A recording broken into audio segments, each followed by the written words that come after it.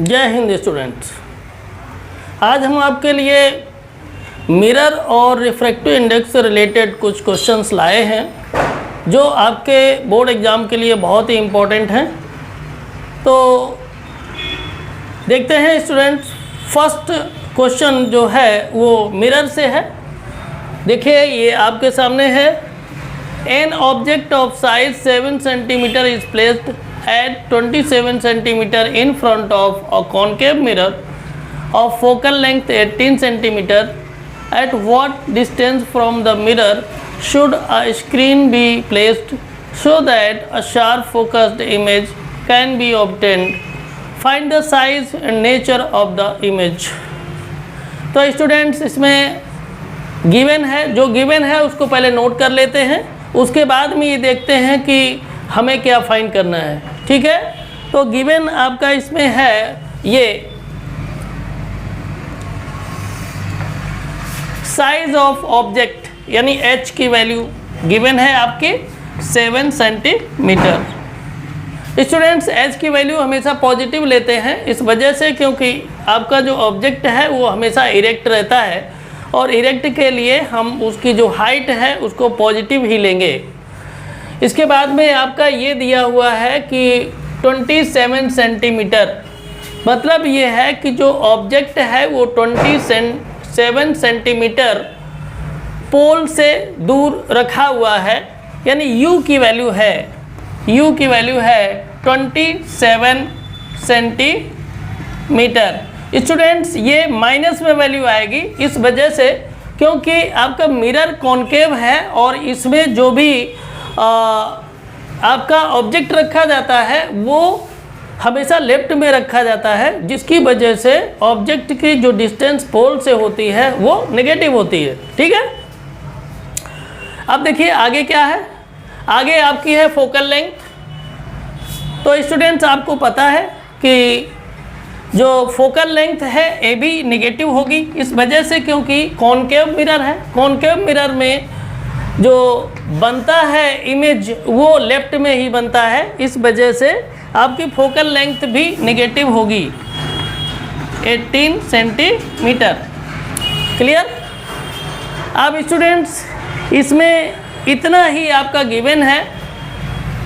अब देखते हैं कि इसमें पूछा क्या गया है। तो स्टूडेंट्स अब आप देख रहे हैं कि इसमें आपसे पूछा गया है पहली चीज, at what distance from the mirror should a screen be placed.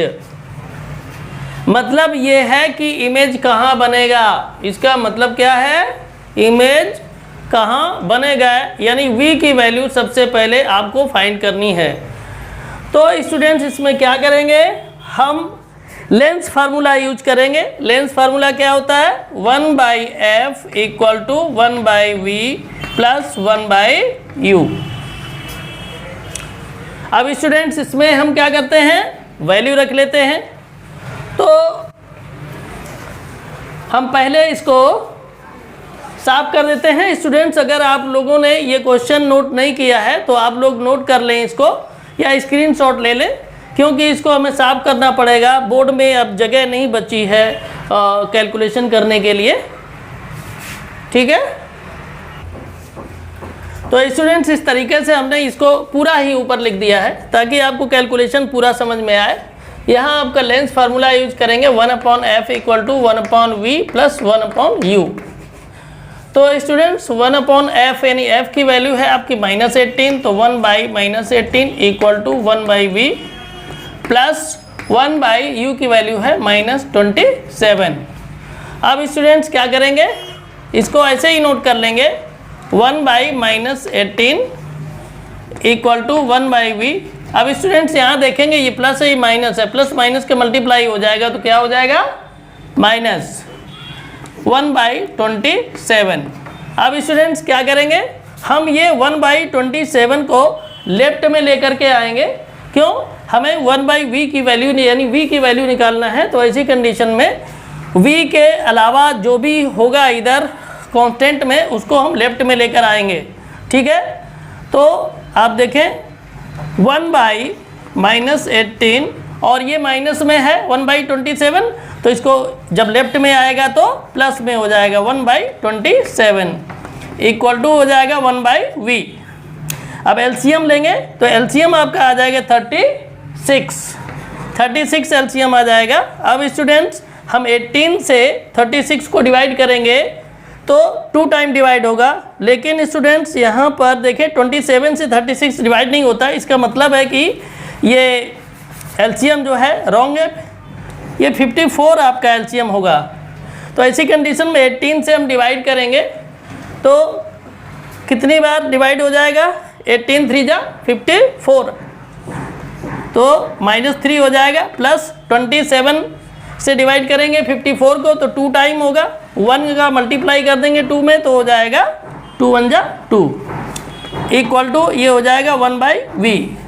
अब स्टूडेंट्स आगे देखते हैं, -3 और +2, -3 और +2 ये दोनों अपोजिट साइन के हैं तो डिफरेंस हो जाएगा, दोनों का डिफरेंस हो जाएगा 1।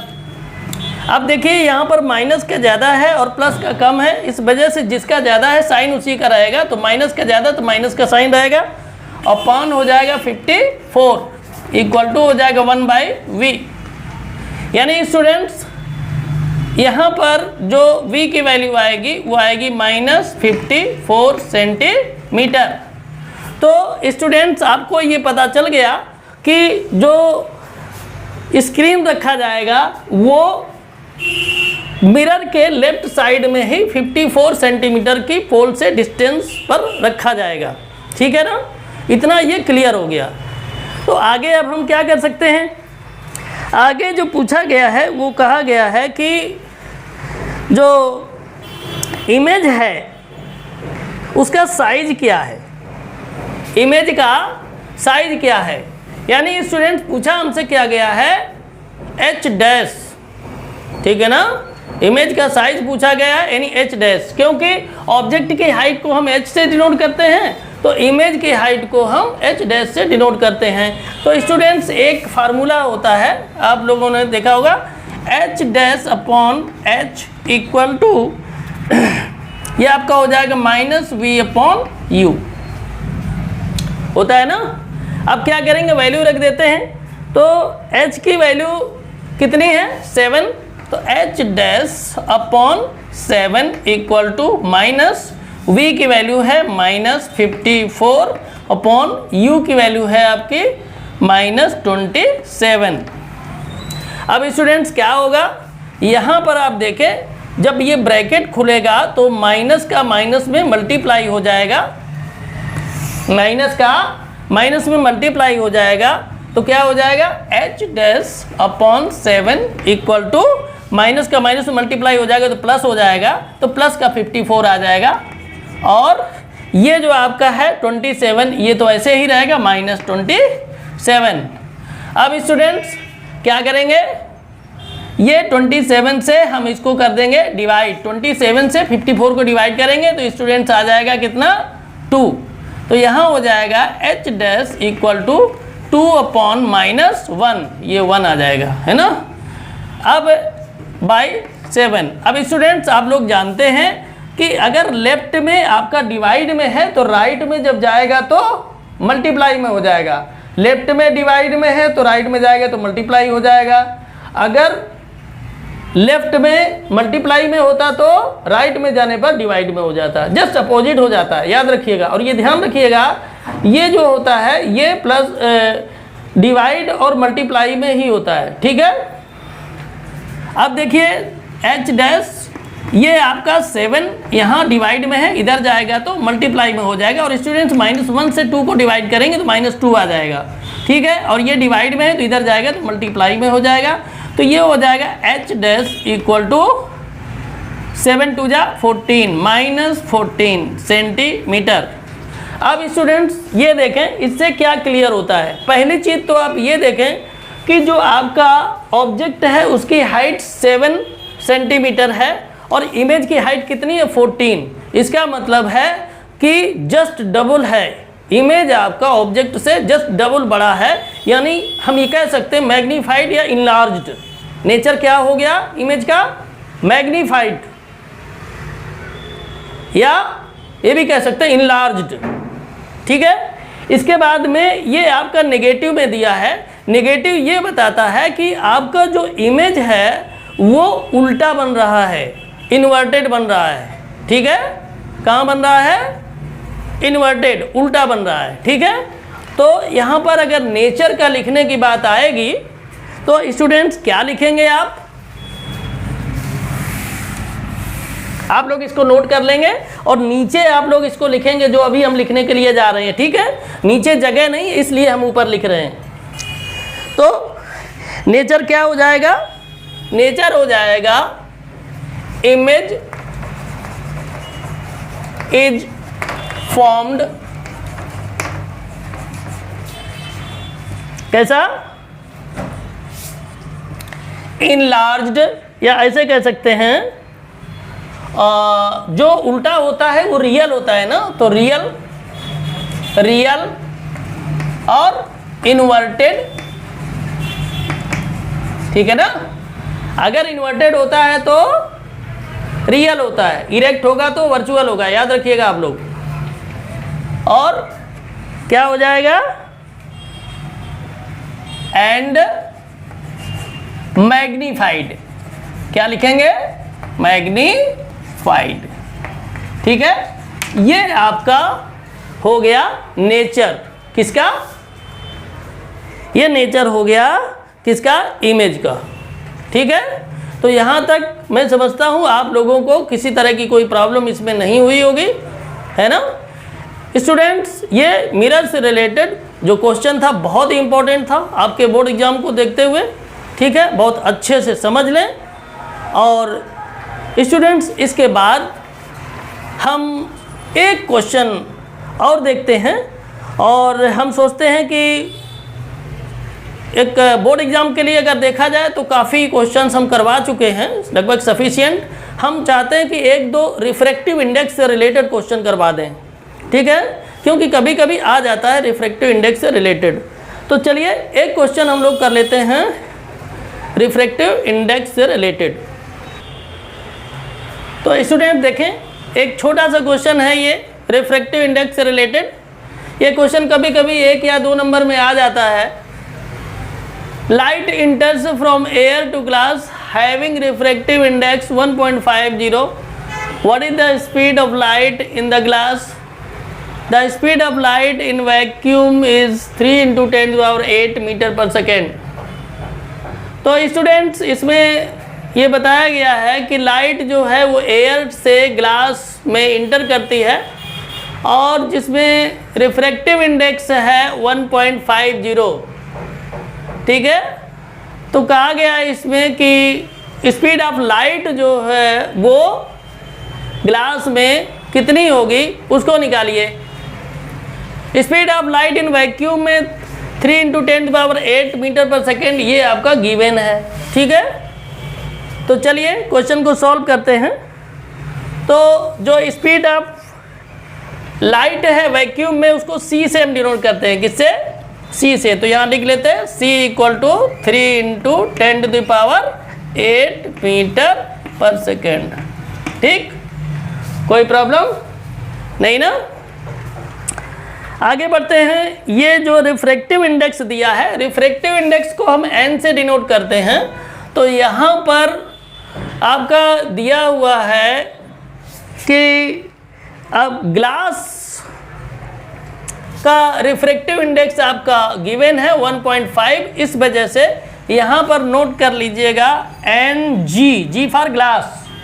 ठीक है, इक्वल टू कितना है? 1.5, चाहे 1.5 लिखें या 1.50, बात एक ही है।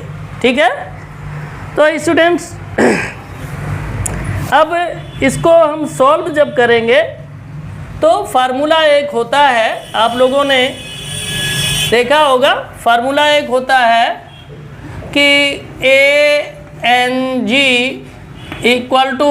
C/V। ठीक है, तो यहाँ पर आपका इसी बेस पर हम यहाँ पर वैल्यू रखेंगे।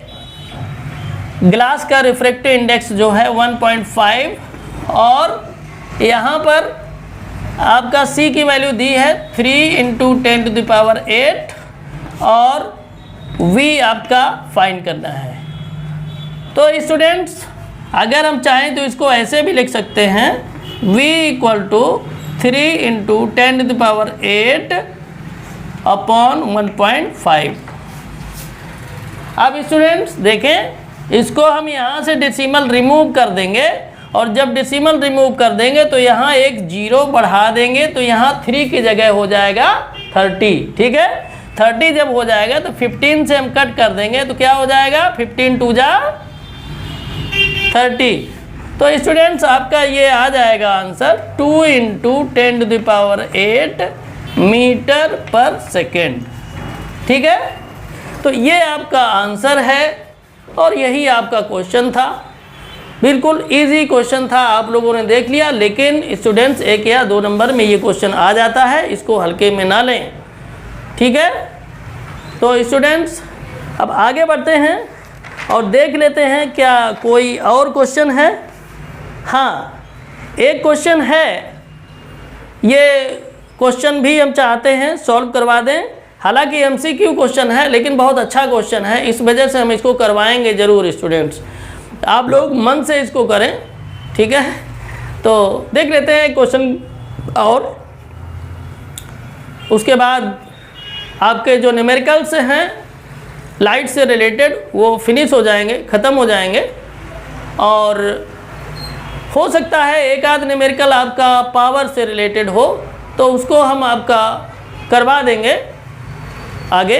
लेकिन ये मानकर चलिए कि नियर अबाउट जो न्यूमेरिकल्स लाइट से रिलेटेड हैं वो फिनिश हो चुके हैं।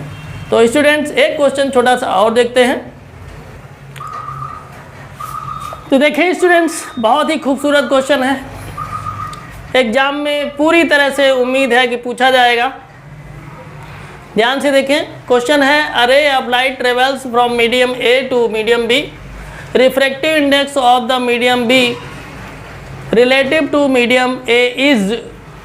फर्स्ट ऑप्शन है √3/√2, तो सेकेंड ऑप्शन है √2/√3, थर्ड ऑप्शन है 1/√2 एंड फोर्थ ऑप्शन है √2। तो स्टूडेंट देखते हैं क्वेश्चन को सॉल्व करते हैं। आपको स्टूडेंट्स ये लग रहा होगा ज़रूर कि ये आपका इंसिडेंट रे है, ये इंसिडेंट रे है, लेकिन ये इंसिडेंट रे है नहीं। ठीक है, क्यों? क्योंकि ये मीडियम कौन सा है, ये मीडियम बी है और ये ए है।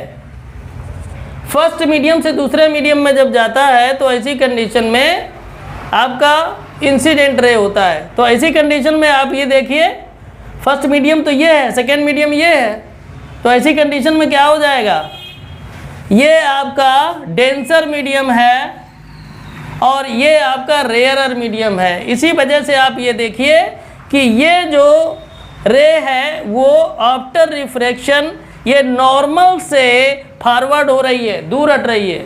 ठीक है, तो इस वजह से आपका आई जो होगा वो ये होगा, याद रखिएगा, यही इसमें सबसे बड़ी इंपॉर्टेंट चीज़ है। और यहाँ पर आपका जो होगा ये आपका आर होगा। ठीक है, आप लोग क्या करेंगे, एग्जाम में आ जाएगा तो इसको आई मान लेंगे, इसको आर, क्वेश्चन हो जाएगा रॉन्ग।